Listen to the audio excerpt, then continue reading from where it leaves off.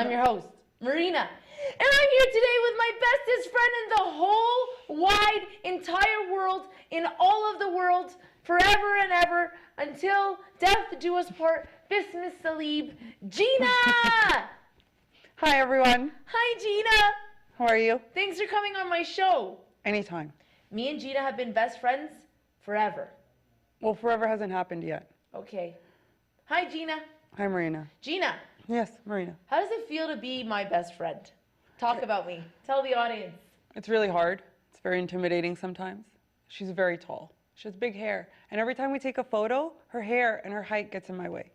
Yes, I want the viewers to note that last time my hair was straight and now it's curly. And I'm all about embracing your natural beauty. Absolutely, on the Marina Show, be who you are. If you have big hair, embrace it. What about the eyes? Anyways, that's an inside joke. So Gina, we've discovered how it is to be my friend. You're clearly intimidated by my beauty. Yes. But I try to be humble. Gina, why don't you tell us a little bit about yourself? What do you want to know? Okay. Okay, Gina always does this thing where she looks at me from the side of her face like... So, I don't need what do you want to know about? Ask me a question. Who are your friends? Marina Garrigus. Uh-huh. Do I say a shout out to all my friends? Yes. Mary Tad, hey! Okay, no, not actually. Okay, so are you friends with Egyptian people, non-Egyptian people, Caucasian people? Well, growing up, I was friends with a lot of Caucasian people. Actually, not all kinds of people, but I grew up where I wasn't that close with Egyptians. Okay. Through high school, same thing, except me and you became really good friends in high school. But that was the only one. So I was one of your very few Egyptian friends. You were like my only Egyptian friend. Okay, so I was your only Egyptian friend, and how did you feel hanging out with people that were not of your culture? Honestly? Yeah. Very liberating. Oopsie. Because it takes away from the stress of society and the need to always please and like comments that are always repetitive and redundant. It's like, no, no, no, after you. No, no, after you. And when they offer you something, should you really take it or not take it, you know? It's like when they say, Marina, I like your coat. It's fadali. But really don't take it. But don't take it. Don't touch my coat. This is my coat. I paid for this coat. Okay. I totally understand what you're saying. So it's easier? I think it was. Let's talk about the pros and cons. What did you like about it? You like that you didn't have to say after you. Well, I just like that. Polite. I just felt like I felt I was more at ease with myself. I didn't feel like I always had to put on a show. Do you like feel this one? Do you feel like you have to put on a show for Egyptian people? Of course, because there's that whole thing with reputation, and the other thing is that we're females. Oops. We're a woman. Let's talk about that. That's hard. As you can tell, Gina and I are very predominant, strong, loud, opinionated women. That is why we are best friends. That's right. So Gina and I have struggled a lot within our own community because how do you feel sometimes? We stand out. And it feels like, and I don't know if that's a good thing or a bad thing. I feel like it can help us, but it can hurt us a lot also. Okay, so let's talk about why we stand out and then talk about how it hurts us or helps us. So why do we stand out, you and I, other than the fact that we both have huge curly hair? Yes. Okay. I don't know. Well, I think one of the reasons why we stand out is that we're very opinionated. We're not submissive. Oops. Oops. This is a word that we have been struggling with and talking about for a long time. The word submissive. Viewers, as you know, I always like to teach you new words on my show. Submissive. What does it mean, Gina? It's kind of like to obey, but wholeheartedly and to the point that you put someone else in front of you, right? And that's hard. That's hard when you don't know who that person is or if you can't trust them. Exactly. Or if you don't love them. And that takes time to trust and to love someone. You can't just do that for everyone. Mm-hmm. I know that's like a Christian thing to do, but I don't know if I play in that role. Do you think that we should be submissive to Christ? Of course. I think that's the only person, that's the only man at this point that deserves our trust. It's Christ. Because I love the way you said it. Being submissive is being wholeheartedly obedient to somebody. Yeah. And I wish I could be wholeheartedly obedient to Christ. Yes, that's because then I'd be led by his will. So that's one kind of submissive. What kind of submissive do you not like, that you're not down for? To a man? man on earth. To a man on earth? How about your husband? Don't have one. She's looking. Actually, just kidding. This ring came from Marina on my birthday. Oh, show it off to the camera, Gina. Oh, I love you. It's my promise ring. Friends forever. Okay, but seriously, so how do you feel about what St. Paul says? Well, It's actually not St. Paul, it's in Peter. I know my Bible well. It's actually in Peter 3, chapter 3. He says, wives, be submissive to your husbands. I think that's a different part, right? That's when you become married and you're in a relationship and you have to be committed. It goes back to being committed, trusting someone, loving someone wholeheartedly, as you said also, right? So do you think that's appropriate to be submissive within a marriage? Well, the thing is, as a feminist, and that's right, I'm a feminist. Your first Coptic feminist. Actually, there's a lot of them. Just your first CYC feminist name. Scared of her. Submissive is a big word, and it's hard for a feminist to say that she would submit to her husband. Do you know what I mean? But within our Coptic community, I think it's important to understand that when you get married, it's not just between you and a husband, but God is involved. So when you submit, you're submitting to that entire relationship, which involves God. And at the end of the day, we just said we would submit to God. That's like the only person you would to, right? So you would do it for him, if that makes sense. But you would do it for the sake of your relationship, obviously, and for the sake of your kids, if you have them, when you have them. But let's talk about things that were related to us, because we're young. Yes, we're young and free.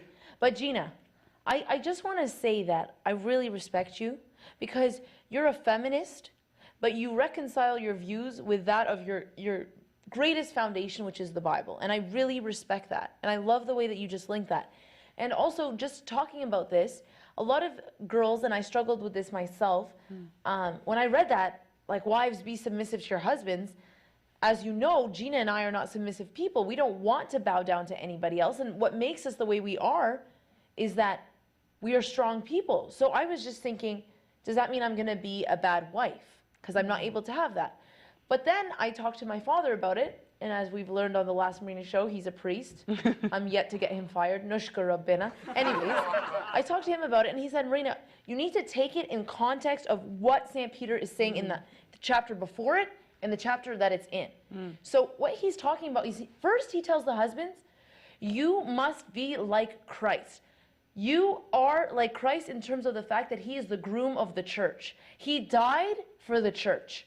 So just as Christ died for the church, so too you must respect your wife, die for your wife.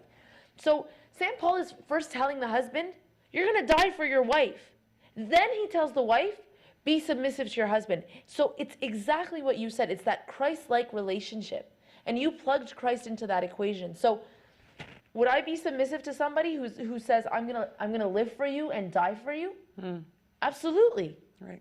So that's why I think a really important part of our faith is that we always have to reconcile our own views with that of our faith. Because for me personally, my faith comes first. The first thing I'm gonna defend is my faith. So I don't like anybody to attack the Bible. So I need to see it, hopefully, with a wide interpretation and the right interpretation. So do you agree with me, Gina? Of course. Okay. Of course I do. I'm so glad that as feminists, we can still be Coptic. Of course. Because at the end of the day, also, if he is the husband that St. Peter asked him to be, he would never condemn you to, or never ask of you to be submissive to the point that would degrade you, right? Because a husband always wants to bring you above him, just like you want to bring him above you. Yes. And also, in terms of submissive, I mean, if you really want me, men out there, to be submissive, it's about how big that ring is. The bigger, the more submissive I will be. The smaller,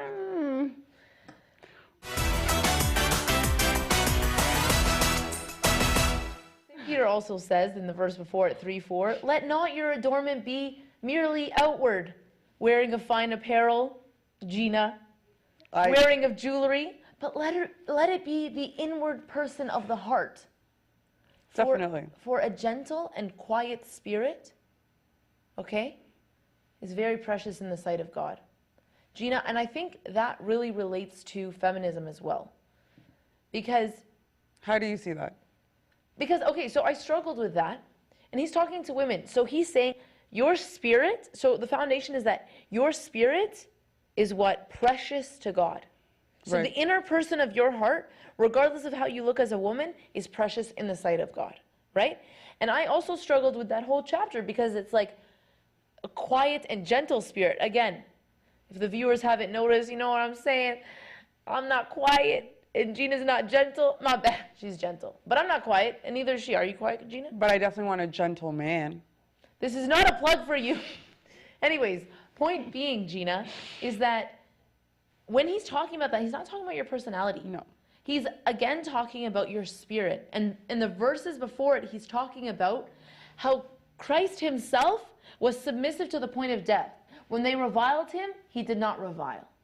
So it's the fact that women, God is giving them the opportunity in their spirit to emulate Christ. And what higher standing is that? Right? And I'm really happy we had this conversation because a lot of the times people think that the Coptic faith contrasts with feminism. It doesn't. But it's just hard to take when the words we so grow up to learn studying at school are the same ones that the Bible uses in a way that is different, right? And we forget that about the English language a lot, that the word has more meaning, like one word has more than one meaning, Yes, right? absolutely.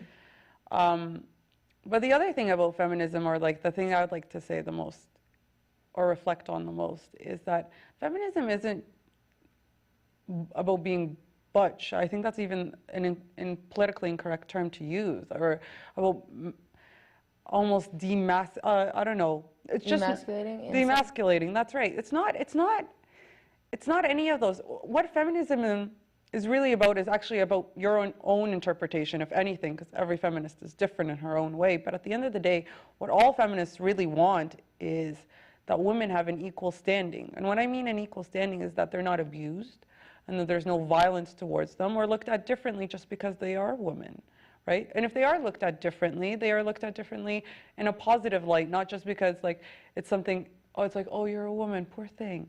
No, great thing. And also, when people, for another feminist point of view, that really, really bothers me is that when they're like, oh, you decided to get married and be pregnant. Oh, you no longer have the ability to take care of yourself or work. It's like, no, why is that something that makes you less of a woman? That makes you more of a woman.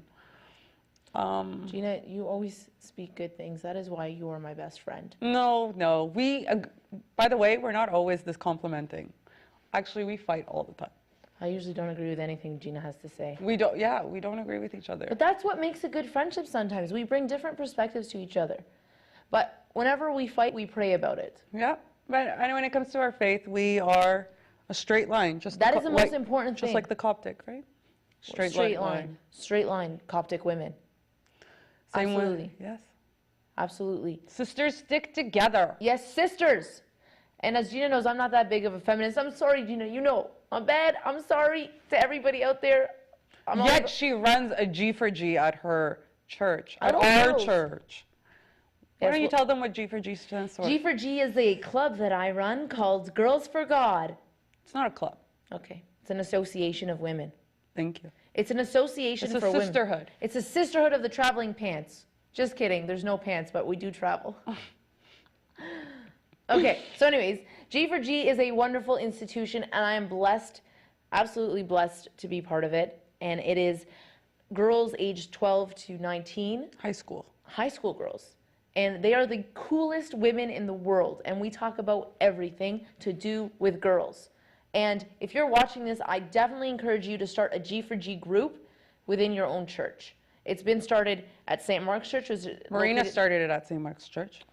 Humble. Humble yourself. I like humble yourself before the Lord, and He will what? Reward you.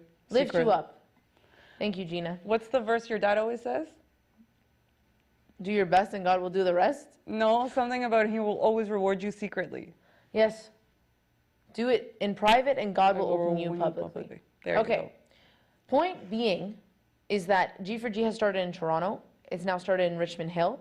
Started in Ajax. And soon on its way to the Empire Church, Mississauga. Just kidding. We love all the churches and we're all about church unity. Gina, we're going to come next time with you on The Marina Show. Thank you so much, and thank you for sharing your feminist views. See you next time on The Marina Show.